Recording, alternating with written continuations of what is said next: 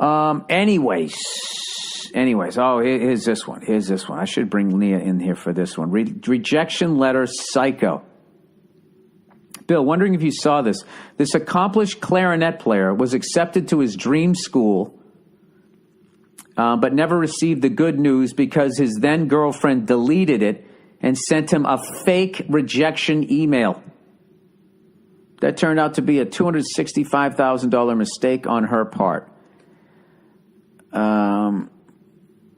Okay, let's see what the fuck happened. All right, this kid, his hard work paid off. The accomplished clarinet had been accepted to his dream school, but he never got to hear the good news. That's because when his acceptance email arrived in 2014, his then girlfriend deleted it and sent him a fake rejection email from the school. It was a $265,000 mistake. He said it was really devastating to feel that incredible betrayal. It made me think of our whole relationship and made me feel like everything might have been a lie. Anyway, where it began, a college sophomore studying music at McGill University at the time. This kid had applied to a 2-year full scholarship program to finish his bachelor's degree at the Colburn Conservatory of Music in Los Angeles. Itching to study with a renowned clarinet teacher, so-and-so spent many late nights in practice rooms to prepare for his auditions, which he thought went well. The full scholarship, which includes tuition, room and board, is worth about $50,000 a year. And so-and-so said graduating from Colburn would have set him up for a high-paying symphony career. When he was rejected, the kid was crushed. It was a disappointing feeling. He said, I had such high hopes. The kid would have studied with this person who was considered one of the best clarinet instructors in the world. He said the school accepts only 2 students each year at Colburn, and he was one of them. How she covered her tracks. This Wednesday, a Canadian court ruled that this guy's ex-girlfriend owed him more than $265,000, $350,000 Canadian, for damages including loss of reputation, educational opportunity, and 2 years of potential income. Roughly $37,000 of that. Can you believe like the level of like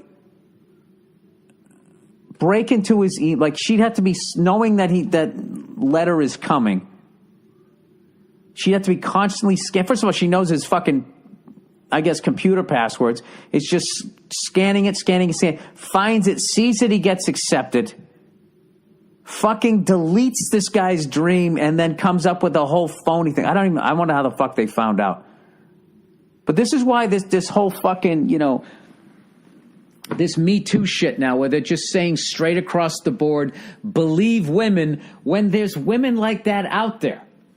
Okay? There's a reason why that there's due process, and you have to have evidence, and you have to listen to both sides of the fucking story. Yet again, another person was accused this week, and without the person being accused, without them ever responding, the stuff that people wrote on Twitter, I always knew this person was a piece of shit.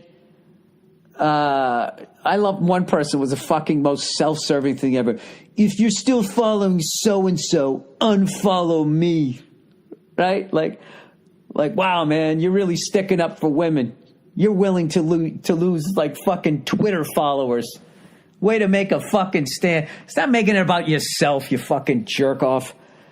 And I'm not saying anybody innocent, guilty, or whatever. The reality is then the guy then responds and says, no, look, we argued and blah, blah, blah, blah, blah. And she ended up being unfaithful to me, and I didn't want to be with somebody that was unfaithful to me. So then at that point, I just want to know, like, how does anybody make a judgment? Any sane, rational person, like you read her story, like, wow, man, that's really fucked up, blah, blah, blah, blah, blah. And then you read his thing, it's like, oh, well, then there's that side of it.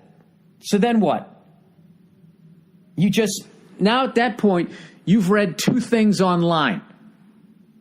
Like, just imagine in a court of law, somebody's like entire future was on the line, and the plaintiff and the defendant, all they were going to do was write 2 paragraphs of, I don't know if you call it a blog or whatever, and then you were going to determine,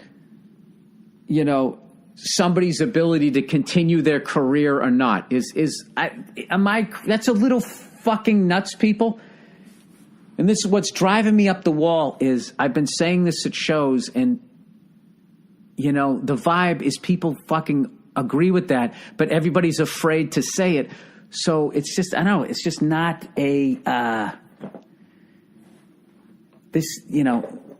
shit that guys have been doing to women has to fucking stop. But I don't think the way to go about it is to just make blanket statements of believe women. Like, it's like all of them.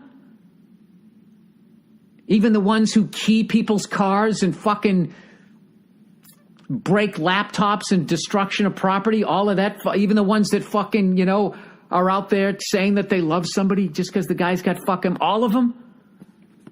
I don't know.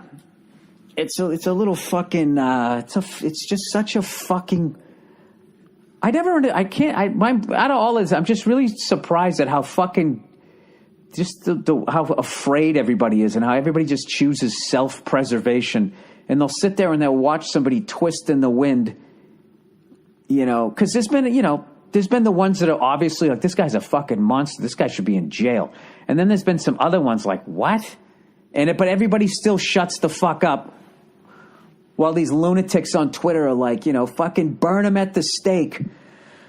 I don't know. I keep thinking that eventually, like, it's going to, like, calm down a little bit where people are going to be like, okay, what that woman wrote is true, this needs to happen. Why don't we all just hang on a second and listen to what the guy has to say? And then, even then, all you've done is that's like you show up at a fucking car accident. And then both drivers are pointing at each other. And, and you weren't there when it fucking happened. I don't know. That's another thing, too, when you watch all of these, like, these videos and shit of injustices happening. What I can't stand about those fucking videos is it always starts, for the most part, after the injustice happened. And it's one person's point of view on it, and everybody just watches it and acts like they just saw a documentary or actually just watched the footage from beginning to end. Or maybe it isn't. Maybe it's just 30,000 fucking lunatics on social media. I have no idea. But I don't know. Like, Nia showed me one the other day, and I was just watching going like, all right, well, what she's bitching about that isn't on the footage. It's just her yelling at the guy saying, why did you do that? You didn't see him do what she's saying that he did. And he's standing there defending himself saying, I didn't fucking do it. But it's her video, so her point of view becomes what happened. I mean, this is getting confusing to me just trying to fucking explain it to you. Anyways, all right. So, anyways, oh my God, I made such a fucking ass of myself. I've eaten so much French food, okay? I got fucking baguettes coming out of my fucking ears over here, and I'm growing a fucking beret where my hair used to be, okay? I've been here for too fucking long. So up the street, they had this, they had a little pizzeria. So I'm like, okay, there's no way this pizza can be as bad as the pizza in L.A., I know it's not going to be as good as Italy. Who gives a fuck, right? So I'm trying to find this place. And what happens when you're in a country where you don't speak the language is a lot of times you stop reading words and you just start looking at colors of things.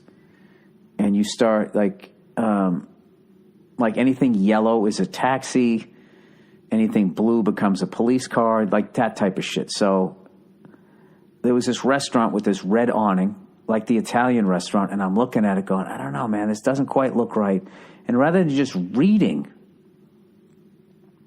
the French, what is it, bratisserie or something like that, whatever, I went up to the guy and I was just looking at the menu, and I was just, I was just tired. And I couldn't find any pizzas or anything. So finally, this guy walks up to one of the fucking waiters. He's like, bonjour, monsieur. I was like, excusez-moi, is this Italian restaurant? And he just like goes like, oh. He's like, no, monsieur, this is a French restaurant. And he just fucking turned around and walked away. Felt like such an asshole. What is it? Brasserie, whatever it means. It was written right there across the red awning. And then I went one more block up, and there's the red awning. That was the Italian place. And I wanted to yell down, excusez-moi. You know, I was only off by a block. Go fuck yourself. But I knew he was right. And I went in and I ordered 2 pieces, right? I got the margarita and then I got the one with the anchovies on it. And I got to tell you, it was fucking horrific. Worse than the pizza in L.A., but the salade niçoise was parfait, monsieur. Was actually delicious. But I might have Indian food tonight.